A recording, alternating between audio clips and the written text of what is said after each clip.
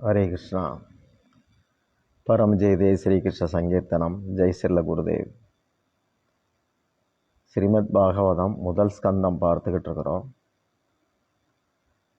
கலிகாலம் தொடங்கிருச்சுன்னு சொல்லி தர்மர் பீமன் பேசிக்கிட்டு இருக்கிறாங்க. அப்போ அர்ஜுனன் அங்கே வந்தான்.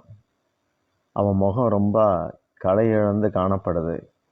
இதை பார்த்த தர்மர், என்ன அர்ஜுனா, வீட்டுக்கு வந்த யாரையாவது பசியோட திருப்பி அனுப்பிட்டியா? உன் முகம் எப்படி இருண்டு போய் இருக்கிறதே அப்படின்னு கேட்குறாரு. வீட்டுக்கு திடீர்னு வந்தவங்களை பசியோடு அனுப்புனா அந்த அனுப்புகிறவங்களுடைய புண்ணியம் வந்தவன் போகும்போது அவனோட சேர்ந்து போயிடும். அந்த புண்ணியமும் நசிகேதன் ஒரு சிறுவனுடைய வரலாறு வருது உபநிஷத்தில். சில சந்தேக நிவர்த்திக்காக யமலோகம் போனான்.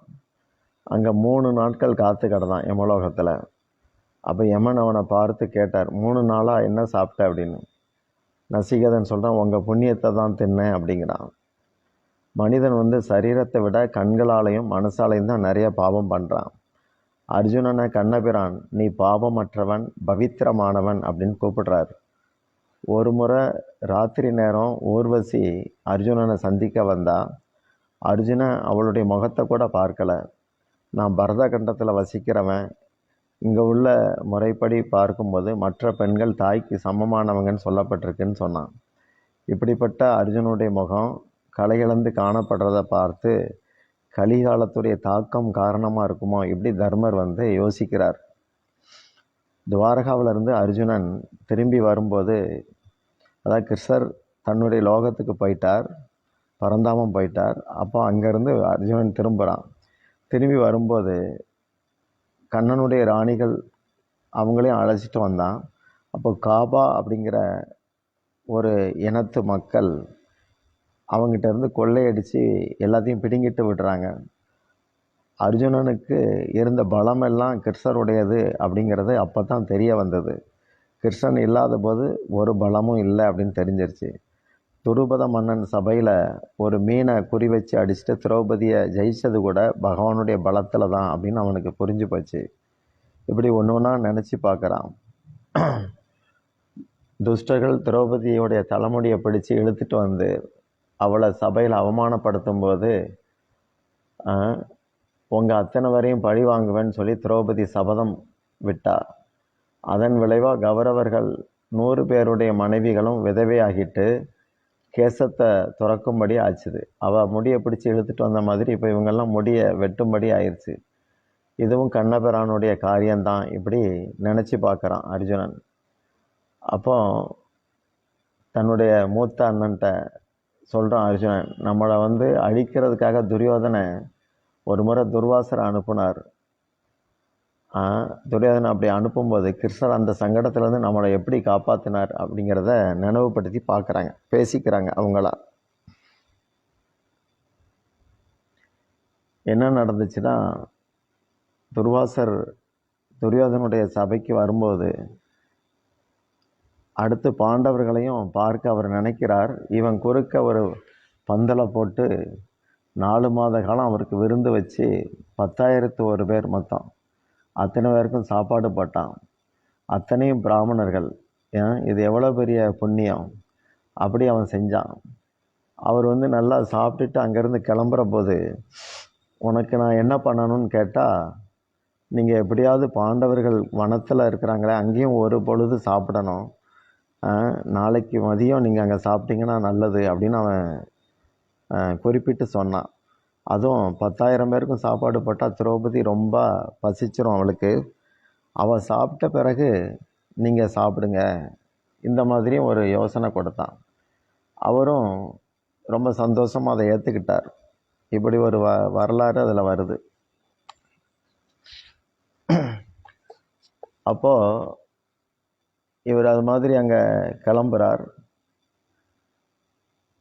அங்கே போனதும் தர்மரை பார்த்து, நாங்கள் 10,000 பேரோடு வந்திருக்கிறோம், எங்களுக்கு விருந்துக்கு ரெடி பண்ணு, நான் தயார் பண்ணு, நான் வந்துடுறேன் அப்படின்னு சொல்லி ஆற்றுக்கு குளிக்க போகிறாங்க. இவளுக்கு என்ன பண்ணன்னு தெரில திரௌபதிக்கு. அவள் சாப்பிட்ட பிறகு வந்திருக்காங்க. அவள் சாப்பிட்ட பிறகு அந்த அட்சய பாத்திரம் அமுத சுரபி இருக்கு, அந்த பாத்திரத்தை அலசி வச்சிருவா. இப்போ வந்து அதில் இனி அடுத்த நாள் சூரியன் உதிக்கும் போது தான் உணவு வரும். என்ன பண்ணன்னு தெரில. அவள் அப்படி திரு திருன்னு முழிச்சிக்கிட்டு இருக்கிறாங்க ஒருத்தருக்கு ஒருத்தர். இப்போது வேறு வழி இல்லை, கண்ணன் தான் இதுக்கு ஏதாவது ஒரு முடிவு கட்டணும்னு சொல்லி ஒரு இடத்துல தனியாக உட்கார்ந்து துவாரகாதீசனை மனசில் நினைக்கிறா. கோவிந்தா கோவிந்தான்னு சொல்லி கண்ணனுடைய நாமங்களையும் அவருடைய லீலைகளையும் அவள் வந்து நினச்சி சோஸ்திரம் பண்ணிக்கிட்டு இருந்தா. அவள் அப்படி ஆடி ஆடி அந்த நாமங்களை சொல்கிறா.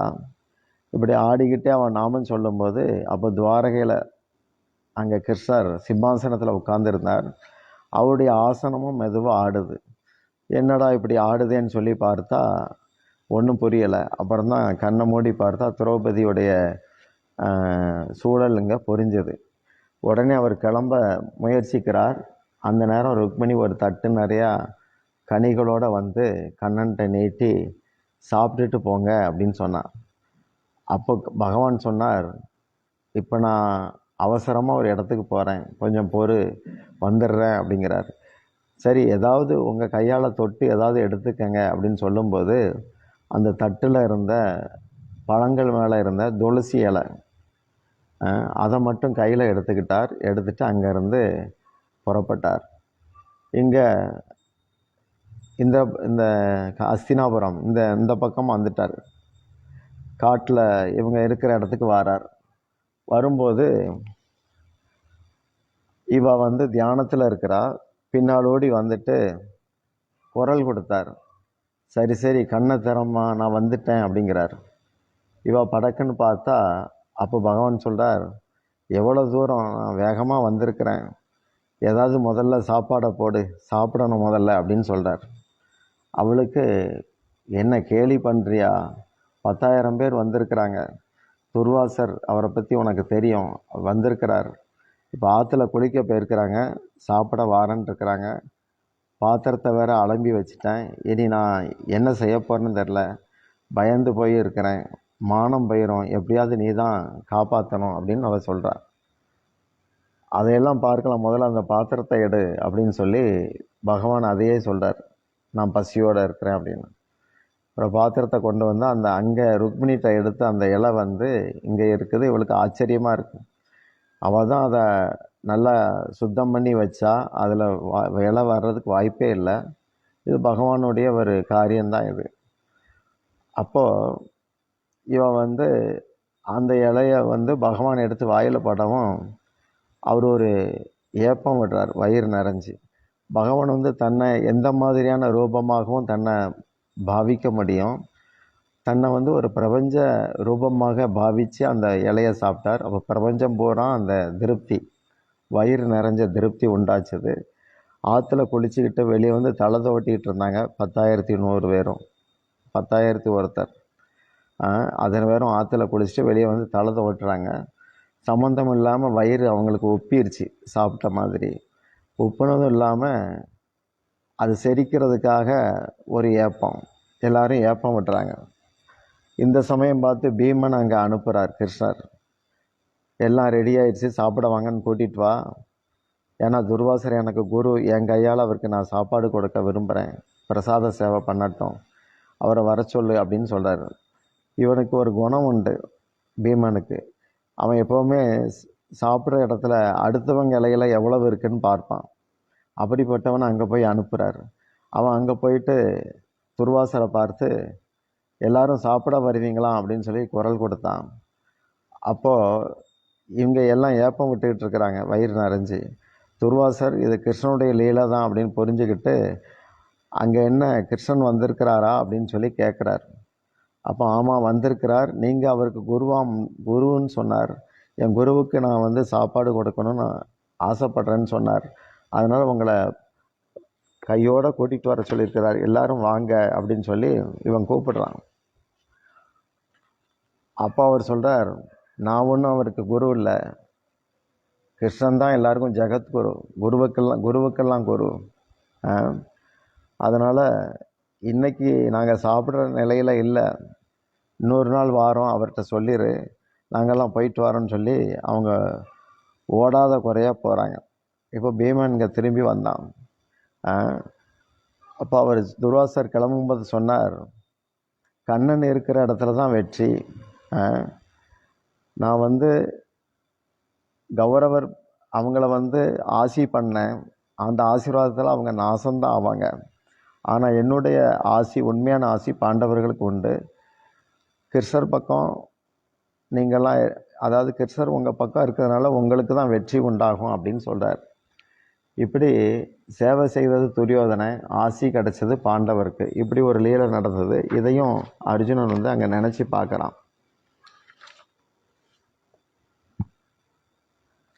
பகவான் பரந்தாமம் போயாச்சு அப்படின்னு தெரிஞ்சதுலேருந்தே யது வம்சமும் முடிவுக்கு வந்துச்சு. இதெல்லாம் தெரிஞ்சுக்கிட்டு தான் தர்மருக்கு மேற்கொண்டு வாழ பிடிக்கலை. அர்ஜுனனுக்கும் கிருஷ்ண விரகத்தால் ஒரு வருத்தம், அதனால் பொலிவிழந்து இருக்கிறான். பரீட்சத்துக்கு அரியணையை தந்துட்டு மேல் உலகம் நோக்கி போவோன்னு முடிவெடுத்து தர்மர் கிளம்புறார். பாண்டவர்கள்லாம் அப்படி திரௌபதியோடு நடக்கிறாங்க. இமயமலையை நோக்கி பயணமாகறாங்க. முதல்ல கேதார்நாத் சிவபெருமானை பூஜை செய்தாங்க. அங்கேருந்து மேற்கொண்டு நடக்கிறாங்க. முதல்ல திரௌபதி மயங்கி விழுந்தா, அடுத்து சகாதேவன், அடுத்து நகுலன், அடுத்து அர்ஜுனன், அடுத்து பீமன், இவங்கெல்லாம் மயங்கி மயங்கி வரிசையாக விழுகிறாங்க. மேற்கொண்டு இப்படி நடக்கிற போது ஒரு நாய் வேடத்தில் யமன் வாரார். அவரும் இவர் தர்மரோட சேர்ந்து நடந்து வரார்.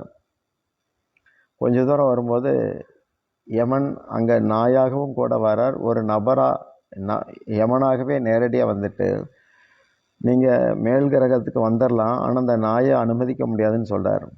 அப்போ தர்மர் சொல்கிறார், 7 அடி தூரம் கூட நடந்து வந்தாலே அவன் நண்பன்னு சாஸ்திரம் சொல்லுது, அதனால் நாய்க்கு அனுமதி தந்தால் நானும் கூட வர தயார்னு தர்மர் சொல்லார். இப்படி ஒரு தர்மாத்மாவாக அவர் இருக்கிறார். இப்படியாக பாண்டவ மோட்சம் பாகவத்தில் காட்டப்படுது. பரீட்சித் ராஜா சிறந்த தர்மவானாக ஆட்சி செய்கிறான். தனத்தை விட தர்மந்தான் வசதி. செல்வம் இகலோகத்துக்கு தான் உதவும், தர்மம் இக பர லோகத்துக்கு ரெண்டுக்கும் உதவுது. தர்மவான் அப்படிங்கிறதுனால பரீட்சித்து மன்னனுடைய மனசில் களி புக முடியாமல் இருந்தான். களி புருஷன் பரீட்சித்து ஏதாவது பாபம் பண்ணால் உள்ள புகுந்துடலான்னு களி காத்திருந்தான். மன்னன்கிட்ட புகுந்துட்டான், அப்புறம் மக்கள்கிட்டையும் புகுந்துடலாம். இது களியுடைய திட்டம்.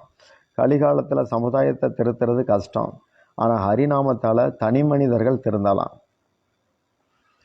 இப்போ கூட பக்தர்கள் சிலர் பக்தியால் கலிகால பாதிப்பு இல்லாமல் வாழ்கிறத நம்ம பார்க்க முடியுது. மனித நன்மைக்காக தான் சாஸ்திரங்கள். அதுகள் தர்மத்தை பேசுது. தர்மத்தை ஏற்றுக்காதவனுடைய எண்ணங்கள் அசுத்தமானதாக மாறிடுது. தர்மம் அப்பா அம்மா மாதிரி. பலருக்கு மனைவியை பிடிக்குது, அப்பா அம்மாவை பிடிக்காது. பசுக்களை மதிக்கணும்னு சாஸ்திரம் சொல்லுது. அது திங்கிறது புல், தர்றது பால். பகவான் உங்களுக்கு பணம் தந்தால் பசுவை வாங்கி பராமரிங்க, அது மகா புண்ணியம். இப்போ பசுவை விட எல்லாரும் நாயைத்தான் வளர்க்க பிரியப்படுறாங்க. சில இடங்களில் நாய் கூட பசுவை விட அதிகமாக விலை உள்ளதாக இருக்குது. நாய் வளர்க்குறது, அதோட பழகிறது தப்பு கிடையாது. அதுக்கு வந்தால் உணவு தரலாம், ஆனால் அது கூடவே காரில் சுற்றுறது தப்பு. அப்படி சுற்றுறவங்க அடுத்து அந்த நாய் வம்சத்திலே பிறக்க வேண்டி வரும். நாம சங்கீர்த்தனத்தில் மனசை திறந்து பங்கேற்றுக்கங்க, நல்லா கைதட்டுங்க, நல்லா மனதார பாடுங்க. ஒரு ஓய்வு பெற்ற நீதிபதி தன்னுடைய பேர குழந்தைக்கு மகிழ்ச்சி ஊட்ட கைதட்டுறார், ஆடுறார், பாடுறார். ஆனால் அவரை நம்ம பஜனையில் கொண்டு நிறுத்தும்போது கைதட்டி பாட வெக்கப்படுறார். மனுஷங்க பாவம் செய்ய வெக்கப்படுறதில்ல, ஆனால் நாமம் சொல்ல வெக்கப்படுறாங்க. ஒவ்வொரு ஜீவன்லேயும் கடவுள் இருக்கிறார். கர்மத்துக்கு தக்க சரீரம் வேற வேற.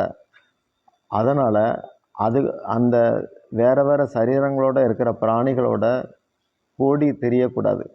பார்வையில் சமத்துவம் இருக்கட்டும், அதோடு நிறுத்திக்கணும். பாம்புக்குள்ளேயும் பகவான் இருக்கிறார், நாய்க்குள்ளேயும் பகவான் இருக்கிறார்.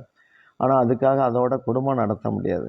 ஏகாதசிக்கு விரதம் இருக்க சாஸ்திரம் கட்டளையிடுது, ஆனால் அதை மக்கள் கேட்க மாட்டாங்க.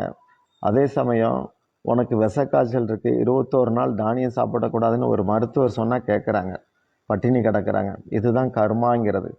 பாபிகளுக்கு சாஸ்திர கட்டளை வந்து மண்டையில் ஏறாது. ஆனால் சக பாபிகளுடைய பேச்சு வந்து பிடிக்குது. ஆச்சார் விசார் அப்படின்னு சொல்லுவாங்க. நல்ல விசாரணை பண்ணணும், நல்லா அனுஷ்டிக்கணும். இப்படிலாம் இருந்தால் அந்த உள்ளத்தில் கலிபுருஷன் நுழைய மாட்டான். உண்மையாக இருக்கணும், சத்தியவானாக இருக்கணும். சத்தியவானாக இருந்து சத்யநாராயண பூஜை செய்தால் அது பலிக்கும்.